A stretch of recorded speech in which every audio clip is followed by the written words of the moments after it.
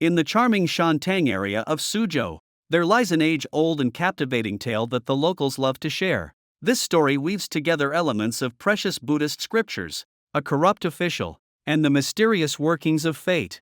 During the Tang Dynasty, the renowned poet Bai Juyi, also known as Bai Juyi, was not only a literary genius but also a devout Buddhist. When his mother fell ill, he was deeply distressed. In a bid to seek divine intervention, he vowed to handwrite 100 volumes of the Diamond Sutra, hoping it would bring about his mother's recovery. After completion, these scriptures were distributed among various temples. However, through the turmoil of the 5 dynasties, Song and Yuan dynasties, many of these precious scriptures were lost due to continuous wars. Miraculously, one volume was preserved in a temple on Dongting Mountain in Taihu Lake, Wuzhong. It became the temple's most cherished heirloom, carefully guarded by the monks for centuries. Fast forward to the 43rd year of the Jiajing reign in the Ming Dynasty. Wuzhong was hit by a severe flood that year. The crops were completely submerged, leading to a disastrous harvest. The price of rice skyrocketed, and life in the temple became extremely difficult. With no donors and unable to send monks out to beg for alms, the monks were on the verge of starvation. A monk named Bianwu came up with an idea. He proposed pawning the temple's precious Diamond Sutra for rice to survive the famine. The abbot reluctantly agreed. They took the scroll, which was wrapped in an old Song-style brocade cloth and looked rather shabby, to the Wang Prime Minister's mansion in Shantang.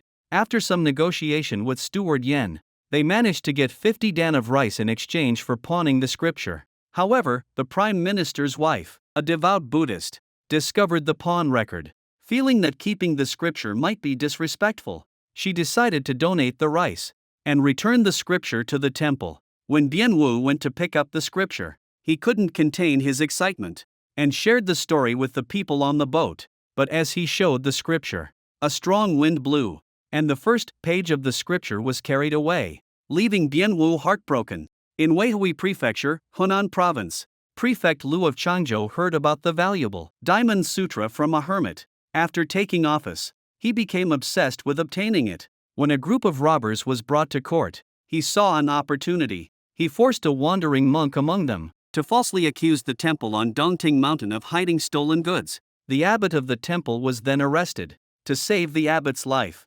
Bianwu had to bring the Diamond Sutra to Prefect Liu. But when the prefect saw that the scripture was incomplete, missing the first page, he lost interest and returned it. On their way back to the temple, the abbot and Bianwu got lost in a storm near Fengxiao. They found a thatched cottage with a kind old man inside. To their great surprise, Bianwu saw the missing first page of the scripture pasted on the old man's wall. The old man, a fisherman named Yao, explained that he had found the paper by chance 2 years ago. A Taoist had told him it was the first leaf of the Diamond Sutra and taught him to chant scriptures. Bianwu brought the scripture package, and they found that the paper matched perfectly. The old man was so touched that he accompanied them to the temple, paid for the scripture to be remounted, and invited monks to chant the Diamond Sutra. From then on, he would visit the temple every year to pay homage, and the temple has cherished the complete Diamond Sutra ever since. This story, filled with unexpected twists and turns, shows how fate can work in mysterious ways. It makes people believe that there is a greater power guiding everything, and it has been passed down through generations in Shantang, Suzhou, captivating listeners with its charm and wonder.